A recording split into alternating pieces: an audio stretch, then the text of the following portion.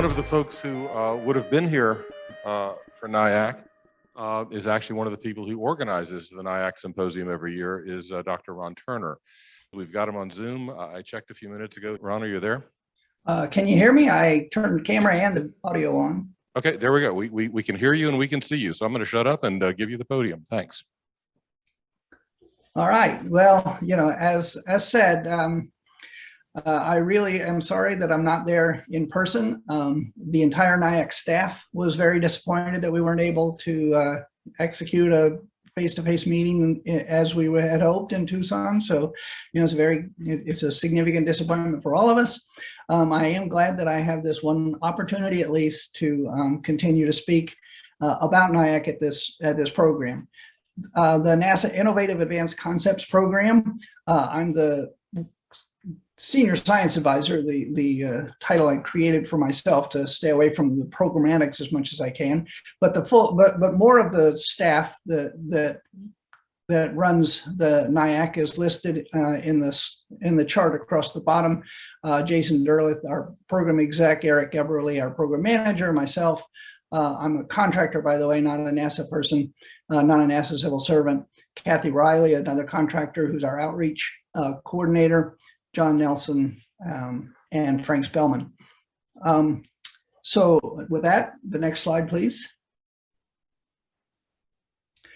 NIACC is a relatively small program, and we live inside what's called the Space Technology Mission Directorate, inside the early stage innovation portfolio for NIACC, and their purpose is to foster those breakthrough things that might eventually work their way up that chain of technology readiness. Next slide, in the interest of staying within my 12 minutes. Okay, so for those few of you, I think, out there who are not familiar with NIACC, because I say that because there's lots of fellows in attendance, there's lots of people who we've corresponded with over the decade that we've been around in its current incarnation. NIACC's job is to support innovative studies of visionary yet credible concepts, and we really take seriously that we're looking for those that can change the possible in aerospace. Next slide, please. So we're looking for those things that are exciting. We're looking at those things that are unexplored, yet credible and relevant. And the credible and relevant is sort of wrapped up in one of our most unique features as a NIACC program, as a NASA program overall, and that is you take your innovation and you put it in a mission context and show us that that your cool idea has a benefit, and it can be reasonably well shown that it actually works in a mission context. Okay, so we don't fund you to develop your special sauce. We fund you to show that your special sauce, you know, should be funded is really one way of putting that. And you do that by putting it in a mission context. Of course, along the way, you have to do some of the work on your innovation to show the credibility and viability of your innovation. Next slide.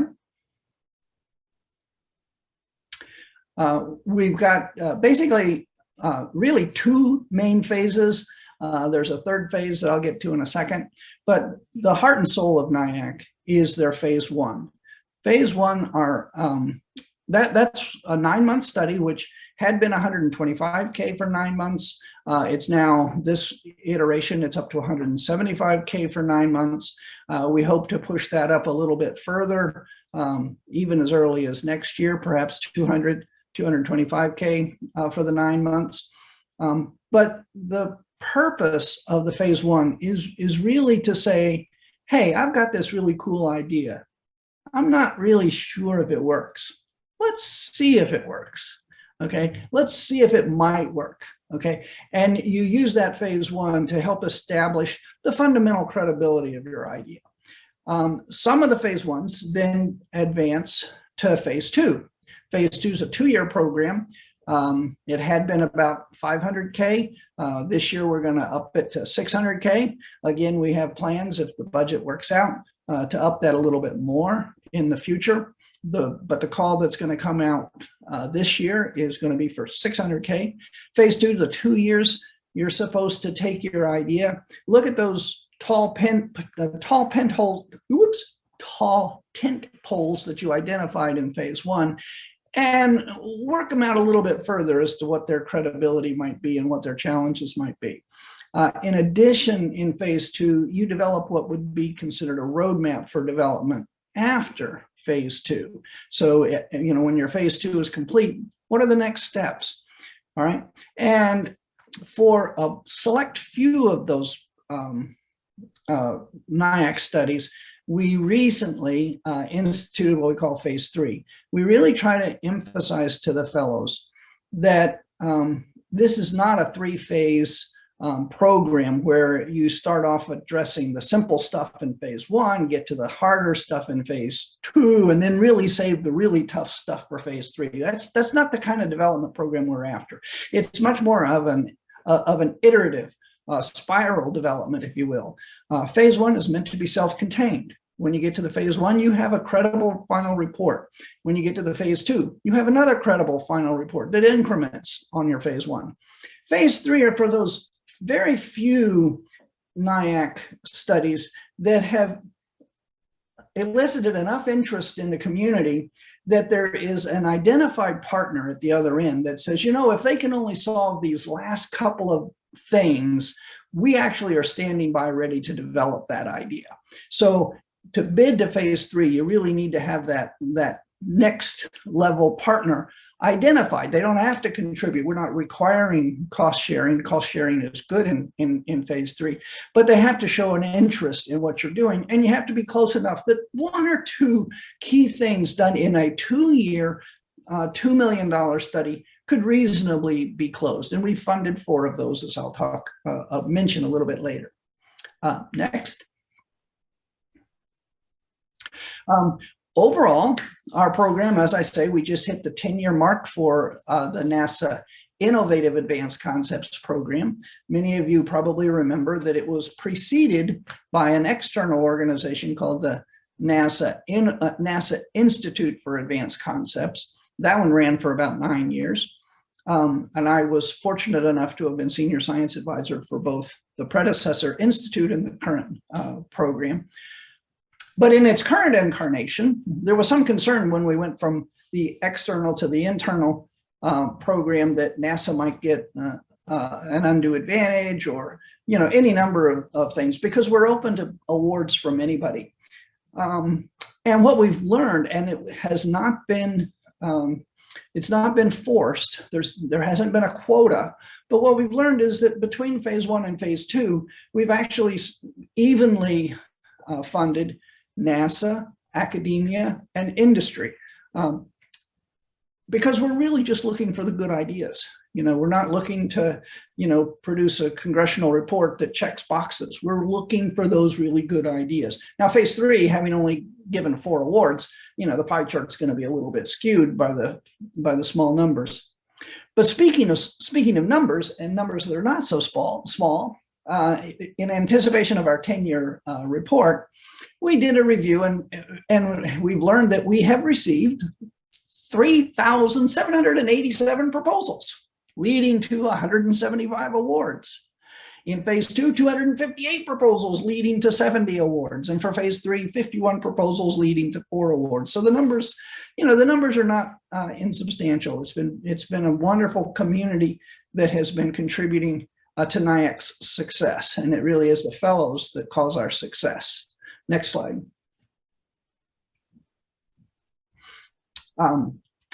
I was asked to talk about how we impact IRG goals. And of course, the easy way to do that might have been to highlight some specific projects and say, look at what this project did, or look at what that project did.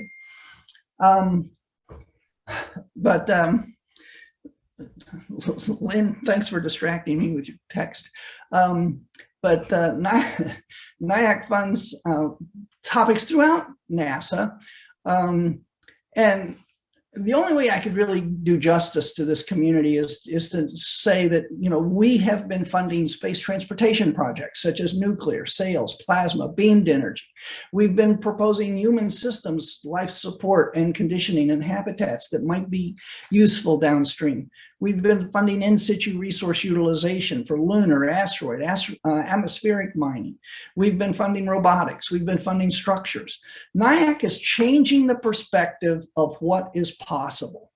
And I think that's our legacy here in regard to interstellar exploration. It is not imaginary that one could pursue an interstellar project. Okay, and I've only got a couple minutes left, so let me quickly go to a next couple more slides. Next slide. And if you are interested in being a NIACC fellow, this is the pathway on how to get to a NIACC fellow. You start with your great idea, you write what we call a step A proposal, submit that step A. The step A goes to get some of the step A's. We got 300 step A's this year. A third of those were invited to step B. So it's a hard process right there. You submit your step B, you proceed then to a technical review. This year we've got 5 technical panels looking at the 100+ step B proposals that we're looking at. Those get merged by an integration panel, which goes to source selection. Next year, the phase 1 call is going to again go out in early June. Because of these steps that we go through, it'll be early February 2023 before we actually make the announcement of the awards. Next slide, please. So, what about this great new idea step? One of the things that we're proud of is it being a traditional subject matter aerospace expert is not an advantage to innovation, and we recognize that. Creativity is enhanced by diverse perspectives. And finally, the most interesting solutions are not the ones that are found in the ANSER section in the back of a book. I think there's another slide here, another step, 3 steps, go real fast. I think I'm preaching to the choir in this audience about the brainstorming, down selecting, and development. Okay, next slide. I'm hit my 12 minutes. So, and I do want to have time for questions. To propose for a NIACC phase 1, you go to our website to get the basic information. And if you have questions, you can submit them to this website that's there. And I want to make everybody aware that one of the things we offer is more or less coaching on how to get your step A to be in scope and eligible for step B. Okay, it doesn't mean that we're going to give you necessarily a head start in the technical review step B, but at least we want to make sure that people understand what we're really asking for, and that if they have an idea, that their idea really fits within our scope. A lot of the people in the program office respond to questions about, am I in scope if I propose this? And I'm one of the ones that a lot of those questions go to, so I'm happy to talk to you about those. I think that might even be my last slide. So I rushed through this. I especially jumped through the section on, the specific steps, but I did that so that I would be sure to have as much of the 8 minutes as possible for questions. Thank you, Ron. Well, we do have one question here. Do you have an estimate of the return on investment NIACC has produced over its last 10 years? We always wish we could answer that question with, yes, here it is. It's, 25%, or here it is. It's whatever. But both in the Institute era and in the current era, the Innovative Advanced Concepts NASA run program, that's a real challenge. And it's a challenge for several reasons. One is that we specifically ask for you to propose those, kind of crazy ideas that aren't quite ready for prime time. And they take time to mature. And even, the time frame, even from Bob's time frame, it's hard to say, exactly how that worked out. We do have the interesting anecdote that one of the studies that Bob Casanova funded for the Entomopter was the inspiration for the Ingenuity helicopter that recently flew on Mars. And the PI for that program was the one to tell us that that was his inspiration for that Ingenuity thing. So when you're looking for, examples of success, that's an example. Pete Warden's in the audience, I understand, and Breakthrough Starshot is an example of a program that's funded, that was the Starshot part was built on a NIACC fellow idea.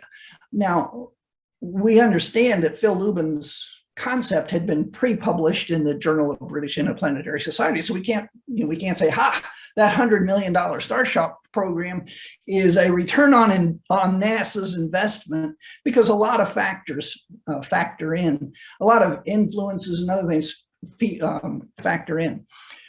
We've had some programs that have gone, that are going to flight, and we've had programs that have been demonstrated in the space station. So, we do have our successes. It's just we don't have an easy way to line those up in a numerical way, like maybe, this much money has led to this much money. Okay, thank you. I don't have any other questions here, but we still have about 3 minutes left. So was there anything you would like to further elaborate on in your presentation? Well, we had a wonderful symposium. We have our next year, we're going to have third time, hopefully will be even though it was virtual. So that was a big mitigator. Third time we hope to be the charm. Next year, we are trying again to have our symposium in Tucson. So mark your calendar. It's going to be an easy date to remember. It's September 20 to 22, 2022. So, it's an easy date to remember. Don't even have to write it down almost. But we hope to see you there. Other than that, I'm glad to see the participation by the fellows in the workshop. Really wish I had been there myself. Thank you, Ron. Ron, thanks very much. We really appreciate it. Thank you.